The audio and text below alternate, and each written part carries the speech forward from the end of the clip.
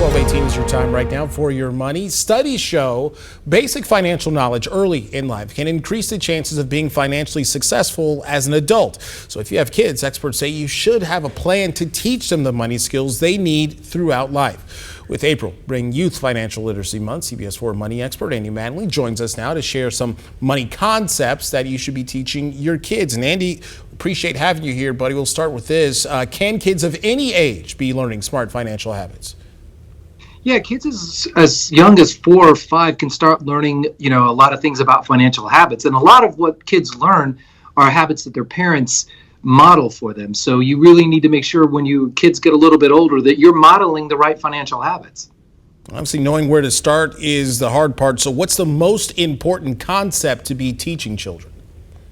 Well, I think the most important concept is needs versus wants. You really need to explain to your kids, the things that you buy that are needs, maybe food, and wants, some of that candy and some of those other things. So if you start teaching them that difference, then they can really make better decisions later in life when it comes to a need versus a want.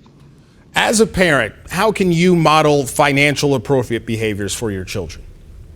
Involve them in some of the financial activities that you do. Like grocery shopping is a great one. When kids are between the ages of 7 and 9, you can start having them help you build the list, go to the store, look at coupons, talk about how you're not buying certain things because it's not on the list. So they start learning a lot of different financial concepts of this simple thing of doing the grocery shopping with you.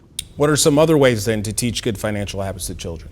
One of the great tools is to keep the change game. So maybe you're going to give them money for ice cream, but you give them more than what they would need. And, you're going to find out the behaviors of your child. One's going to get 1 scoop so they can maximize the money they have left over. And the other one's going to get 3 scoops because they're only concerned about what's happening today and have no change left over. But gives you a good idea what you need to work with them on. Now, by the time somebody is 21, what are the basic financial skills and knowledge that they should have mastered? Well, you want them to know the difference between needs and wants, some of the basic budgeting skills, good savings habits, and then having really smart spending behaviors. Anybody who has these 4 types of skills is going to be able to make really good decisions their entire adult life and pretty much be able to avoid any, detrimental financial situations. All right, Andy, as always, we appreciate your financial advice. We'll see you next week, buddy. Okay, thank you.